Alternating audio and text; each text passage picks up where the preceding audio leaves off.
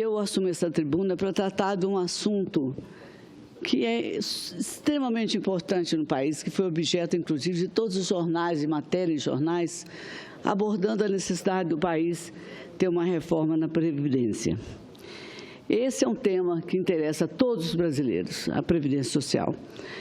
Nós conhecemos os nossos problemas, que não são de agora, são problemas que se acumularam ao longo de muitos anos, exatamente pelas gestões que, vamos dizer, que omitiram a carga de deficiência que tinha dentro da Previdência e que se agravava pela inadimplência do setor e também pelas concessões que, vamos dizer assim, desde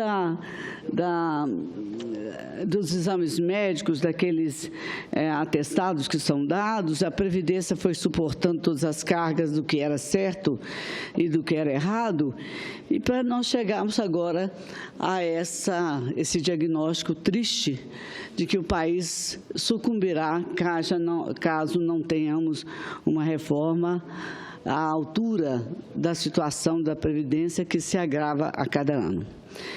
Estimativas, senhor presidente, foram colocadas do Ministério do Planejamento, apontam que a Previdência apresentará déficit de 149 bilhões, aliás, em 2016, e mais 180 bilhões em 2017. A isso, nós devemos somar um cenário negativo na economia que nós estamos a cada dia procurando encontrar forma através dos ajustes que são apresentados e das iniciativas que são apresentadas pelo governo e que, obviamente, esperamos todos que seja revertido. Por causa da queda das receitas e aumento de obrigatórios, o governo central, que reúne Tesouro Nacional, Previdência, Banco Central, de janeiro a junho deste ano, senhor presidente, veio a público colocar esse déficit de 32 bilhões e 521 milhões de reais. Esse número expressivo que eu estou citando aqui, se comparado ao déficit do mesmo período de 2015, foi de 1,76 bilhões de reais. O déficit primário é o resultado negativo das contas do governo, não só desse, de outros governos, sem incluir o pagamento dos juros da dívida pública. Em julho, a queda da arrecadação e o pagamento de passivos com bancos públicos levaram o governo central a registrar o maior déficit primário da série histórica para este mês de agora. 18 bilhões e 552 milhões de reais, mais do dobro do resultado negativo de julho de 2015, que foi de 7 bilhões e 144 milhões de reais. E eu cito esses números, colocando também no acumulado de janeiro a julho, o déficit chegou a 51 bilhões de reais. Já nos 12 meses, terminado em julho desse ano, o resultado negativo, senhor presidente, foi de 163 bilhões de reais. Eu não estou citando a quebra parcial, que gera 34 milhões acrescido a esses 163. Ou seja, 2,59% do PIB, em valores já corrigidos pelo IPCA de julho de 2016. Segundo os dados, a Previdência Social segue em trajetória que agrava o déficit do governo ainda mais. No primeiro trimestre desse ano, o déficit da Previdência, senhor presidente, somou 61,2 bilhões. Tesouro Nacional e Banco Central ficaram superavitários em 28 bilhões e 600 milhões de reais. Para este ano, e não é nada bom falar desses números, mas é a projeção que temos que fazer, porque elas são reais, a projeção é de um déficit de 149 bilhões para a Previdência Social. O saldo negativo, o deputado Evair, que está aqui no Senado participando dessa sessão, foi de 85 bilhões em 2015. Pois bem, senhoras e senhores senadores e senhor deputado presente, sabemos hoje, há um leque de prioridades a ser resolvido. Toda vez que nós vamos a público dizer que há pouco foi impeachmentado uma presidente que, na ingovernabilidade do país e da sua gestão, se colocava que nós afundamos numa crise sem precedente nos últimos 40 anos, mas que, sem dúvida, precisávamos sair dela. A questão mais urgente, no entanto, hoje, é a questão fiscal. Deputado Evair, esta é a base que nós temos discutido para que nós possamos superar os atuais desafios que temos na economia do país. Tem outra prioridade fundamental, e é essa que nós temos que tratar. E sobre essa não há política, sobre esta questão não há política que transcenda os valores importantes de ser abordados nestas duas casas, nesse momento de crise. A reforma da Previdência. As pessoas ficam olhando os votos e as ruas, no momento de agora, presente na eleição municipal, esquece que essa reforma é imprescindível, pois voltarão ao mesmo cenário se isso não acontecer, numa situação muito mais grave com a que nós vivemos hoje. É considerada uma das principais medidas para recolocarmos as contas públicas no trilho certo do desenvolvimento. A discussão da reforma da Previdência se prolonga por vários anos, aliás, e por vários governos. Todos os governos que eu conheci nessa casa falavam da reforma da Previdência. A discussão da reforma, ela se prolongou, alongou em vários governos, foi objeto de campanha nacional, de debates em vários setores orgânicos e econômicos da sociedade. E a ausência dessa reforma, e o povo brasileiro tem que saber disso, que foram questões de gestão. Foram questão de o país com eleições de 2 em 2 anos. Quando você quer discutir uma reforma dessa, você sabe que levará no mínimo 1 ano para fazê-lo. Aí chega no calendário eleitoral, não pode fazer, porque não pode ser discutida essa matéria durante o período eleitoral. Essa ausência de tomada de posição, essa soma de erros de todos os governos que se negaram e não corrigir, e não quiseram ou não conseguiram corrigir esse quadro, que agora está se apresentando diante de nós, que se não corrigido, será ainda mais negativo no futuro bem próximo.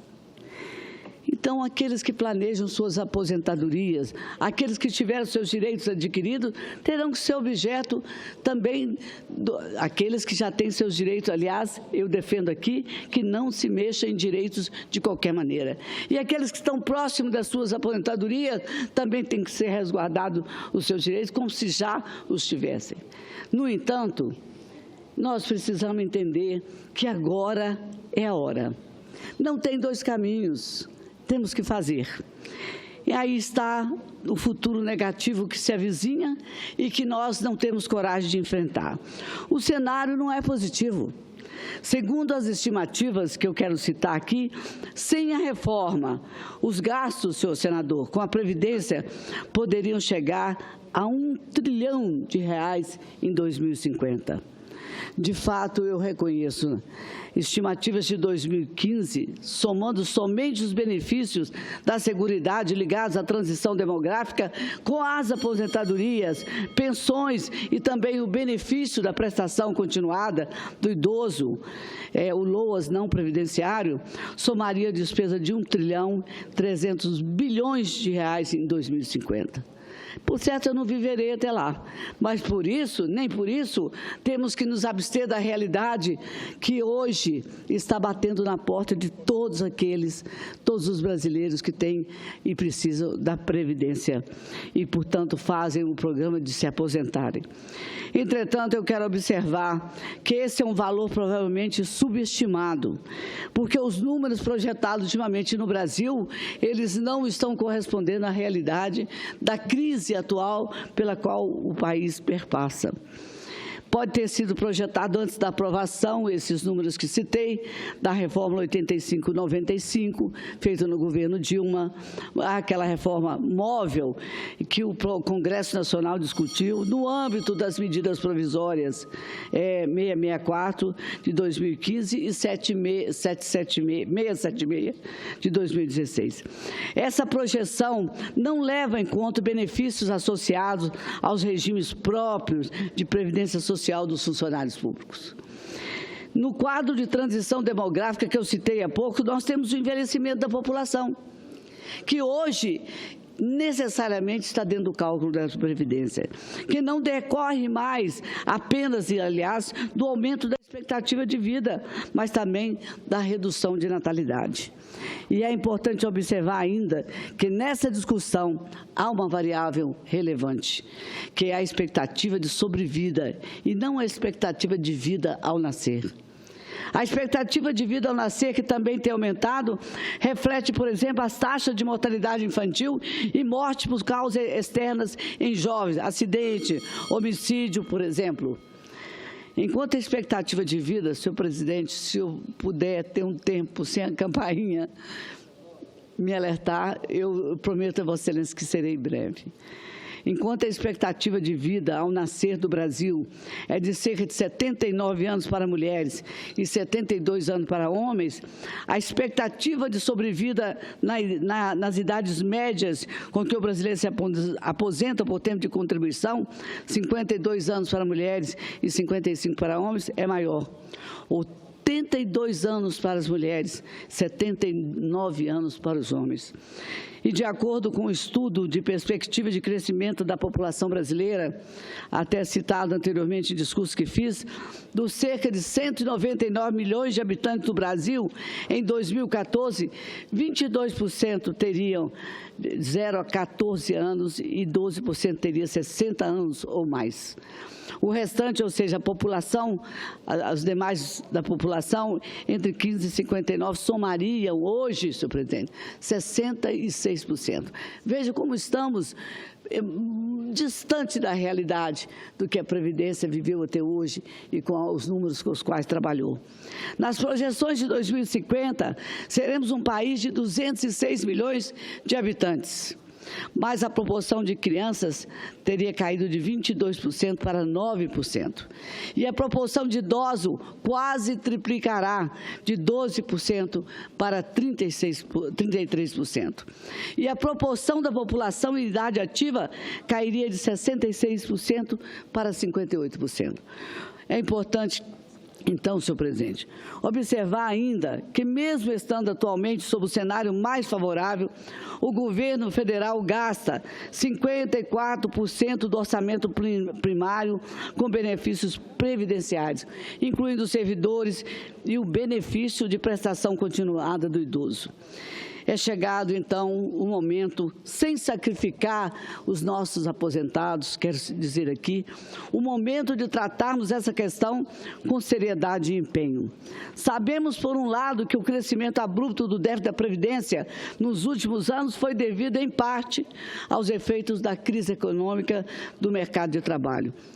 Há maiores índices de desemprego e de informalidade e também a redução de salários que reduzem a arrecadação previdenciária sobre a folha de pagamento.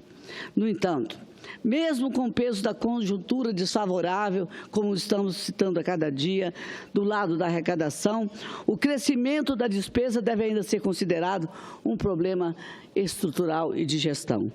Por isso, temos que concentrar também a atenção no nível das despesas e não apenas no déficit. Na equação arrecadação menos despesa. Lembramos que quando a Constituição foi aprovada, e eu estava lá em 1988, a despesa da Previdência, a despesa com o INSS, correspondia a 2,5% do PIB. Em 2016, essa participação aumentou para nada menos do que 8% do PIB. O crescimento acelerado da despesa previdenciária nas últimas décadas poderia ser explicado por 3 fatores, e todos nos levam a debates igualmente complexos. A transição democrática, o envelhecimento da população, que continuará pressionando por décadas as contas previdenciárias. Segundo, novos direitos previdenciários da Constituição de 88, com a garantia de um salário mínimo para a aposentadoria rural, o que é muito justo. O dobro do que avalia anteriormente, um choque que não se deve se repetir abruptamente como foi feito. E a valorização, senhor presidente, desculpe, real do salário mínimo, especialmente na última década, que não trará mais impacto nas contas da Previdência, desde que o salário mínimo não cresça acima da inflação. Como nos próximos anos, por conta do baixo crescimento do PIB e o piso previdenciário, e se for desvinculado do salário mínimo, como defendem alguns especialistas. O fato é, senhor presidente, concluindo, é que se não enfrentarmos de uma vez por todas esse debate sério e comprometido acerca de reforma da Previdência, o nível de despesa máximo com o regime da aposentadoria poderá chegar a 16% do PIB em 2060. Por que falar em números tão longevos? De acordo com o estudo do IPEA, o Instituto de Pesquisa Econômica Aplicada, que estuda aplicadamente esses números, essa projeção é significativa e deverá ser levada em conta. A trajetória do crescimento das despesas previdenciárias embute o risco da Previdência Social não conseguir arcar com os compromissos assumidos junto aos beneficiários e o risco de insolvência do governo federal no futuro. Sabemos que a reforma da Previdência, em projeto que será encaminhado ao Congresso, estuda diversos pontos, e Vossa Excelência é estudioso da matéria e que sabe que muitos deles são extremamente polêmicos. Há muito o que fazer, há que se debater com a sociedade. O governo trabalha em alternativa de várias propostas para ajudar a deter o avanço da dívida pública e permitir a retomada da atividade do país para investimentos externos e internos. Aqui eu gostaria de fazer um parêntese. Além de reforçar o todo que expus até agora, o entendimento que nesse segundo semestre a reforma da Previdência deve ser uma prioridade. Não acredito eu que seja uma solução que vai unificar a classe política. Vai unificar pensamentos em torno de bandeiras polêmicas como a aposentadoria de homens e mulheres igualitariamente. Eu tenho dito isso porque há uma diferença de trabalho, sim. Há uma diferença de papéis que a mulher desempenha na sociedade. A mulher não tem só um turno de trabalho e muitas vezes não tem apenas um trabalho. Acreditamos que a reforma da Previdência é importante, é necessária para ajudar a recuperar a estabilidade e a confiança das decisões de longo prazo e contribuir para dar segurança aos investidores em relação à economia brasileira. E o mais importante, como eu disse, assegurar o que hoje já se coloca em dúvida, o pagamento dos beneficiários no futuro bem próximo. E ao lado da aprovação, concluindo, senhor presidente, dessa reforma, nós avaliamos que o controle do gasto do governo, que tanto se fala e que é tão importante que se faça, ainda é absolutamente necessário e oportunamente necessário para a estabilidade dos anos próximos.